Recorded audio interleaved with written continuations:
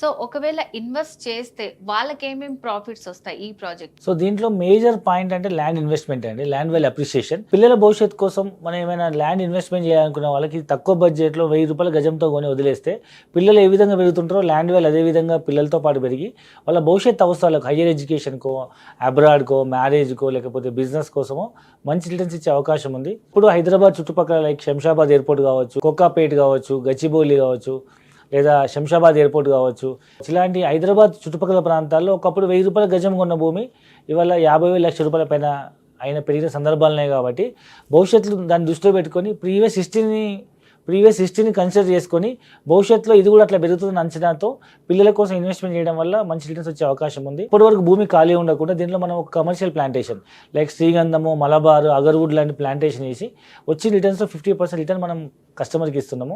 And దీంట్లో మనం ఒక క్లబ్ హౌస్ కన్స్ట్రక్ట్ చేస్తున్నాము, సరిగామా అని. సో దాంట్లో మనం ఫ్రీ మెంబర్షిప్ ఇస్తాము. జనరల్గా బయట మనము ఏదైనా రిసార్ట్లో మెంబర్షిప్ తీసుకోవాలంటే క్లబ్ హౌస్లో మీకు 3 లక్షల నుంచి 5 లక్షలు ఉంది. ఇక్కడ ల్యాండ్ కొన్న ప్రతి ఒక్కరికి మనం ఫ్రీ మెంబర్షిప్ ఇస్తున్నాము. దీంట్లో మీరు club house, banquet halls, guest rooms, తర్వాత అవుట్డోర్ ఇండోర్ గేమ్స్, అది ఫ్రీ మెంబర్షిప్ ఉంటుంది. మనమైనా స్వతహాగా మనము ఇంట్లో ఫామ్ హౌస్ కట్టుకోవచ్చు. మనం ఫామ్ హౌస్ కట్టుకొని మనమైనా ఎంజాయ్ చేయొచ్చు, లేదా ఎవరికైనా మనం లీజ్ కూడా ఇవ్వచ్చు. వాళ్ళే బాగా ట్రెండ్ నడుస్తుంది.